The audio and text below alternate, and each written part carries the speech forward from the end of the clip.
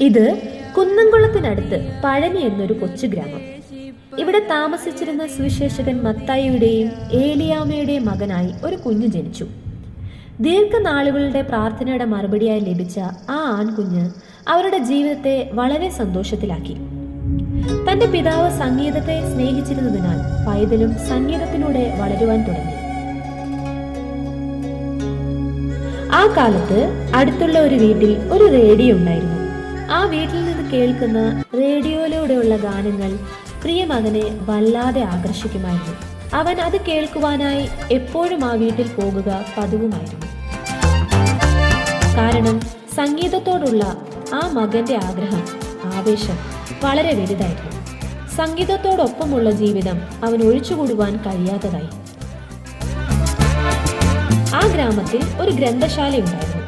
അവിടെ റേഡിയോ ഉള്ളതിനാൽ പ്രിയ മകനും അവിടെ റേഡിയോ കേൾക്കുവാൻ പോകുമായിരുന്നു. അയൽവീട്ടിലെ ഉടമസ്ഥൻ പുറത്തു പോകുന്ന സമയത്ത് ആ റേഡിയോ വാങ്ങി അടുത്തുള്ള മൈതാനത്ത് കൊണ്ടുപോയി പാട്ടുകൾ കേട്ട് അവിടെ ഇരിക്കുന്നത് അവന് വളരെ സന്തോഷം നൽകുന്നതായിരുന്നു.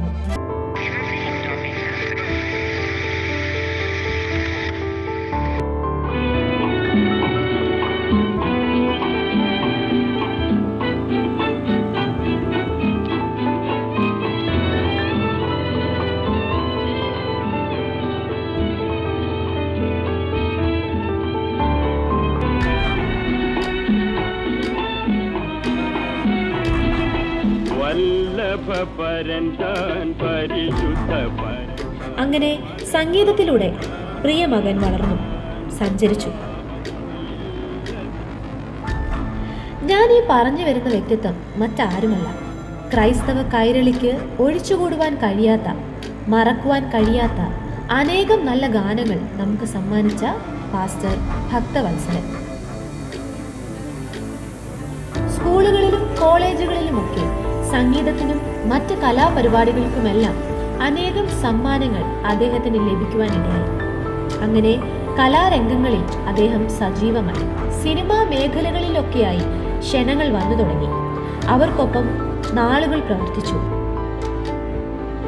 നാടകങ്ങളിലൊക്കെ വളരെ വേഷങ്ങൾ അദ്ദേഹത്തെ തേടിയെത്തി. അങ്ങനെ നാടകങ്ങളിലേക്കും അദ്ദേഹം നയിക്കപ്പെട്ടു. അങ്ങനെ ലോകത്തിന്റെ മായാ കാഴ്ചകൾ ദൈവസ്നേഹത്തെ കാണാതെ വണ്ണം അദ്ദേഹത്തെ മറയ്ക്കുവാൻ തുടങ്ങി. പക്ഷേ തന്റെ മാതാവിന്റെ ആഗ്രഹമായിരുന്നു താനും പിതാവിനെ പോലെ ഒരു സുവിശേഷകൻ ആകണമെന്ന്. നിരന്തരം ഈ വിഷയം വെച്ച് ആ പിതാവും മാതാവും കരഞ്ഞു പ്രാർത്ഥിക്കുമായിരുന്നു. അങ്ങനെ ഇരിക്കെ ഒരു ദിവസം തന്റെ പിതാവ് ഒരു പ്രാർത്ഥനയിൽ പ്രസംഗിക്കുവാൻ കടന്നുപോയി. ആ സ്ഥലത്ത് തന്നെ തന്റെ മകന്റെ നാടകവും നടക്കുന്നു എന്ന് ആ പിതാവ് അറിഞ്ഞിരുന്നില്ല. അത് കണ്ടിരുന്ന ഒരാൾ പിതാവിനോട് തന്റെ മകൻ ആ സ്ഥലത്ത് നാടകം കളിച്ചിരുന്ന കാര്യം വന്ന് പറയുവാനിടയായി. ഇത് കേട്ട ആ പിതാവിന് സങ്കടം സഹിക്കുവാൻ കഴിഞ്ഞില്ല. കാരണം സുവിശേഷ വേലക്കാരന്റെ മകൻ ലോകത്തിനു വേണ്ടി നാടകം കളിക്കുന്നു. ആ സങ്കടത്താൽ ആ പിതാവും മാതാവും സഹോദരിയും ദൈവസന്നിധിയിലിരുന്ന് കരഞ്ഞു പ്രാർത്ഥിക്കുവാൻ തുടങ്ങി. ആ രാത്രിയിൽ നാടകം കഴിഞ്ഞ് അദ്ദേഹം വീട്ടിലെത്തി. ക്ഷീണിതനായിരുന്ന അദ്ദേഹം വിശ്രമിക്കുവാനായി കിടന്നു. പെട്ടെന്ന് തനിക്ക് എന്തോ സംഭവിക്കുന്നതായി തോന്നി. നെഞ്ചു വല്ലാതെ വേദനിക്കുന്നു. താൻ ഭയന്നു തന്റെ മരണമായിരിക്കുമെന്ന്. എന്ത് ചെയ്യണമെന്നറിയില്ല. താൻ വല്ലാതെ വേർക്കുകയാണ്. അസ്വസ്ഥതകൾ കൂടുവാൻ തുടങ്ങി. അത് പിതാവ് കാണുന്നുണ്ടായിരുന്നു. പിതാവ് തന്റെ അടുക്കിലേക്ക് ചെന്നിട്ട് തന്റെ മകനെ ചേർത്തു പിടിച്ചിട്ട് ആ കാതിൽ പറഞ്ഞു, നീ ദൈവവേലയ്ക്കുള്ളവനാണെന്ന്, ദൈവവേലയ്ക്കായി സമർപ്പിക്കപ്പെടുവാൻ. ആ പിതാവിന്റെ കണ്ണുനീർ അദ്ദേഹത്തിന്റെ ശരീരത്തിലേക്ക് വീഴുവാൻ തുടങ്ങി. അദ്ദേഹം പിന്നെ നോക്കുമ്പോൾ കാണുന്നത് പ്രകാശമേറിയൊരു രൂപം പിതാവിന്റെ അരികിൽ നിൽക്കുന്നു.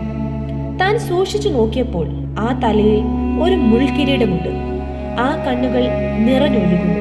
അതെ, താൻ തള്ളിക്കളഞ്ഞിട്ടും തന്നെ തേടിയെത്തിയ ആ സ്നേഹം തന്നെ ചേർത്തു പിടിച്ചു. തനിക്ക് വല്ലാത്ത കുറ്റബോധം ഉണ്ടാകുവാൻ തുടങ്ങി. ഈ ദൈവത്തെ തള്ളി പറഞ്ഞതിന്റെ വേദന മനസ്സിനെ കീറി മുറിക്കുന്നു. ആ നിമിഷം തന്നെ അദ്ദേഹം തന്റെ പിതാവിന്റെ മുന്നിൽ തെറ്റുകളെ ഏറ്റു പറഞ്ഞു. തന്റെ പാപത്തെ ക്ഷമിച്ച, തന്റെ രോഗത്തെ നീക്കിയ ഇത്രയും നാൾ ആഴമായി തന്നെ സ്നേഹിച്ച കർത്താവായ യേശുക്രിസ്തുവിനെ തന്റെ സ്വന്തം രക്ഷിതാവായി സ്വീകരിക്കുകയും ഇനിയുള്ള കാലം യേശുവിനായി ജീവിക്കുമെന്ന് തീരുമാനമെടുക്കുകയും ചെയ്തു. അതെ, അന്ന് മുതൽ അദ്ദേഹം പുതുമനുഷ്യനായി. തന്നെ ദൈവത്തിൽ നിന്ന് അകറ്റിയ സകലത്തോടും വിട പറഞ്ഞപ്പോൾ ദൈവത്തിന് വേണ്ടി ജീവിതം സമർപ്പിച്ചു. കഴിവുകളെ, തന്റെ സംഗീതത്തെ ദൈവത്തിന് വേണ്ടി ഉപയോഗിക്കുവാൻ തുടങ്ങി. ക്രിസ്തീയ വേദികളിലേക്ക് ചുവടുകളെ വെച്ചു.